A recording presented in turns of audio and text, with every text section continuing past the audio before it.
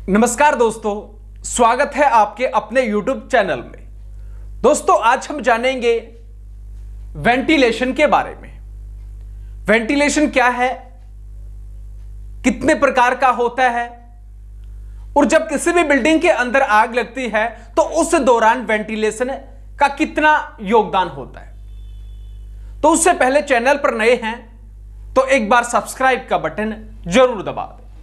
Video अच्छी लगे तो लाइक करें, कमेंट करें, शेयर करें। तो चलिए फ्रेंड्स, बात करते हैं अपने टॉपिक की तरफ। देखिए, वेंटिलेशन होता है, हिंदी में अगर हम बात करें तो वातायन। वातायन के नाम से इसको जाना जाता है, वेंटिलेशन को। वेंटिलेशन होता है जब भी किसी बिल्डिंग के अंदर आग लगती है तो आग लगने के दौरान उस आग में विभिन्न प्रकार की विषैली गैसें और धुआं निकलना शुरू हो जाता है और उस बिल्डिंग के अंदर जो भी उपस्थित लोग हैं उनको पर्याप्त मात्रा में ऑक्सीजन ना मिल पाने के कारण उनकी मौत हो जाती है। क्यों? क्योंकि जिस बिल्डिंग के अंदर आग लगेगी वहां पर विषैली गैसें निकलेंगी और उस स्थान के ऊपर धुआं हो जाता है। जब विषैली गैसें और धुआं जब निकलना शुरू हो जाता है तो उस बिल्डिंग के अंदर जो फंसे हुए हैं, उपस्थित जो लोग हैं, वो श्वसन प्रणाली के माध्यम से विषैली गैस और जो धुआं होती है वो सांस के माध्यम से फेफड़ों में चली जाती है। इस कारण से उनका दम घुटने के कारण मृत्यु हो जाती है। तो जब भी किसी बिल्डिंग के अंदर आग लगती है तो उस बिल्डिंग में विषैली गैसें और धुआं को निकालना ही किसके नाम से? वेंटिलेशन के नाम से जाना जाता है। तो यह होती है डेफिनेशन वेंटिलेशन की। वेंटिलेशन मुख्य रूप से दो प्रकार का होता है। पहला होता है नेचुरल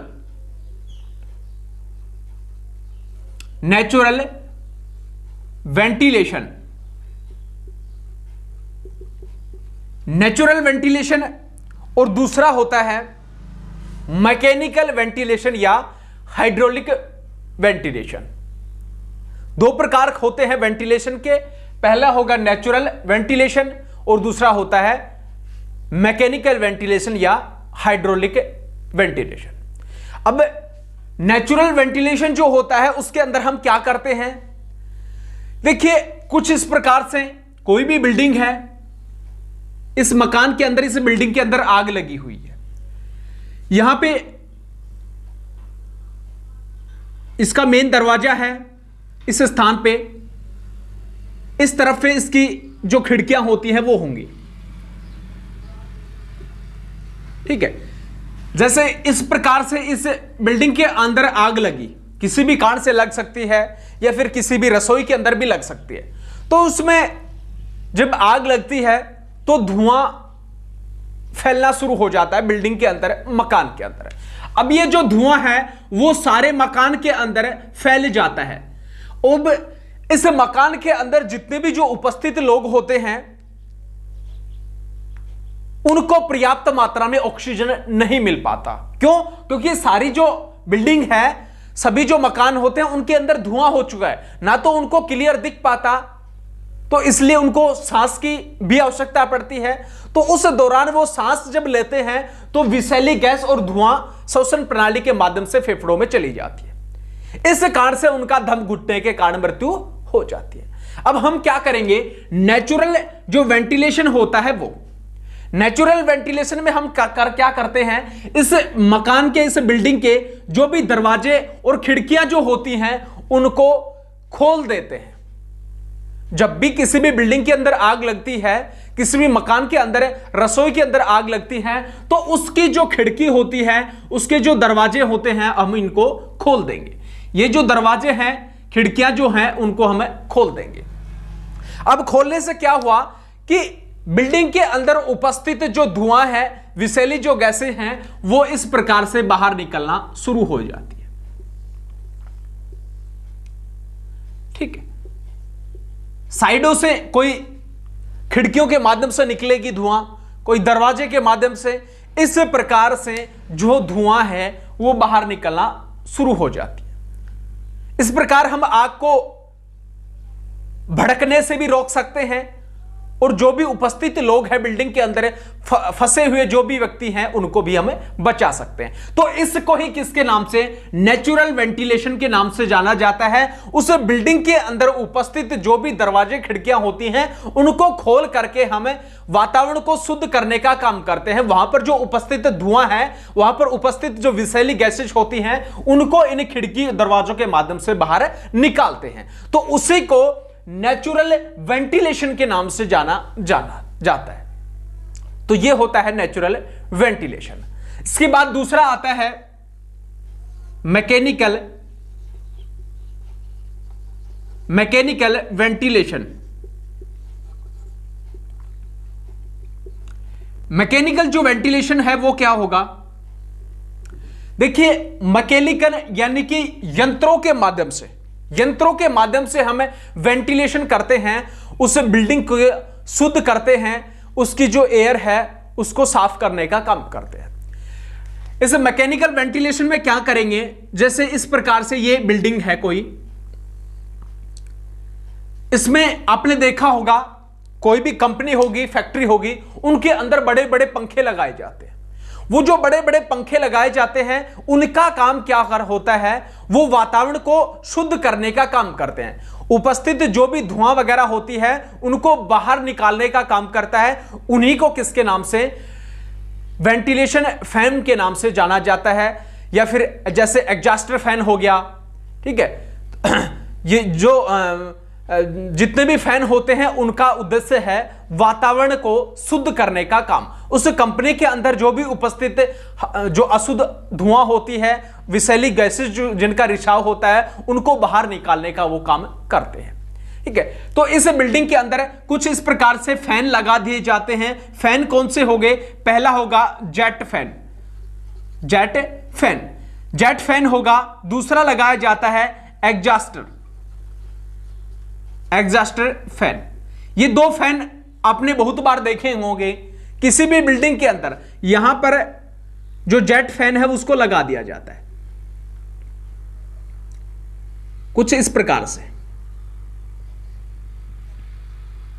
यहां पे जेट फैन को इंस्टॉल कर दिया और इस स्थान के ऊपर, ये जो एरिया है इस स्थान के ऊपर हम इंस्टॉल करते हैं किसको, जो एग्जॉस्टर फैन होता है उसको। अब क्या हुआ, ये जेट फैन और एग्जॉस्टर जो फैन है वो काम क्या करता है, इस जेट फैन और एग्जॉस्टर फैन को फायर अलार्म के माध्यम से कनेक्ट किया जाता है। जब भी इस बिल्डिंग के अंदर आग लगेगी, जाहिर सी बात है किसी भी पैनल के अंदर इलेक्ट्रिक शॉर्ट सर्किट के कारण आग लगती है या फिर अन्य किसी भी रीजन से आग लगती है, तो उसके अंदर जो धुआं निकलता है उसके माध्यम से जितने भी जो डिटेक्टर होते हैं, जैसे स्मोक डिटेक्टर वगैरह, वो बजना स्टार्ट हो जाते हैं। उनके अंदर जो फायर अलार्म होगी वो बजना स्टार्ट हो जाती है। अब ये जो फैन लगाए, जेट फैन और एग्जॉस्टर फैन, ये ऑटो में भी चल सकते हैं या फिर इनको हमें मैनुअली भी चला सकते हैं। तो जो भी फायर का स्टाफ होगा उनको पता लग जाता है कि इस बिल्डिंग के अंदर आग लग गई है। अब इस बिल्डिंग में यहां पे आग लगी, इस बिल्डिंग के अंदर जो भी धुआं है वो ऊपर की तरफ उठना स्टार्ट होगा, तो उस दौरान हम क्या कर देते हैं, इस जेट फैन को शुरू कर देते हैं, स्टार्ट कर देते हैं। अब जेट फैन क्या करेगा, प्रेशर से जो भी वातावरण के अंदर जो धुआं आती है उसको इस प्रकार से खींचने का काम करेगा पीछे की तरफ से। यहां से जो भी धुआं होगी, एयर होगी, उसको खींचने का काम करता है ये प्रेशर के माध्यम से। यहां से ये जो भी बिल्डिंग के अंदर धुआं है, विषैली गैसेज होती हैं, उनको खींचेगा और फिर आगे की तरफ इस प्रकार से प्रेशर के माध्यम से एक सीधी रेखा के माध्यम से द्वारा ये जो एग्जॉस्टर फैन है उसकी तरफ भेजने का काम करता है। यहां से इसने धुआं को खींचा और खींचने के बाद में जेट फैन ने किसकी तरफ भेज दिया, एग्जॉस्टर फैन की तरफ। एग्जॉस्टर जो फैन है किसी भी बिल्डिंग के उस हिस्से पे लगाया जाता है जहां पे वातावरण के अंदर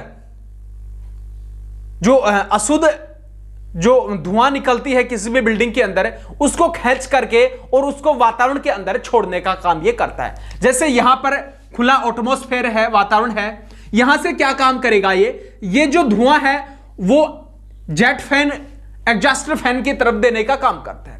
एग्जॉस्टर फैन फिर घुमा करके इसको वातावरण के अंदर छोड़ देता है घुमा करके। इस प्रकार से जो धुआं है वो बाहर निकल जाती है। अब इससे सुरक्षा क्या हुई कि इस बिल्डिंग के अंदर जितने भी जो लोग उपस्थित थे, जितने भी कर्मचारी उपस्थित थे, जितना भी फायर का स्टाफ था, वो सेफ हो जाता है, सुरक्षित हो जाता है, क्योंकि यहां पर जो धुआं थी वो तुरंत जेट फैन ने किसकी तरफ, एग्जॉस्टर फैन की तरफ, और एग्जॉस्टर फैन ने बाहर वातावरण के अंदर इसको छोड़ दिया।